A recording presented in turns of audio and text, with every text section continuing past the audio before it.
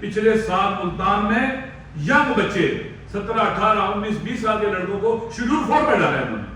ان کا فیوچر تباہ کیا ہے, ان کی تعلیم تباہ کی ہے انہوں نے. لگتا ہے کہ تباہی و بربادی ان کا مقصد اور ہدف ہے. ابھی 4 دن جیل میں باقی ہے, ظلم انتہا کو پہنچ رہے, ہر جو وقت گزر رہا آگے بڑھ رہی یہ کر رہے ہیں. اس لیے ہم اس اقدام کی مذمت کرتے ہیں, یہ قابل مذمت ہے. آپ روک نہیں سکو گے لوگوں کو پیدل جانے سے, یہ ذہن میں رکھ لو. تاریخ گواہ ہے نا کہ لوگوں نے ہاتھ کٹوائے کر بنا کے.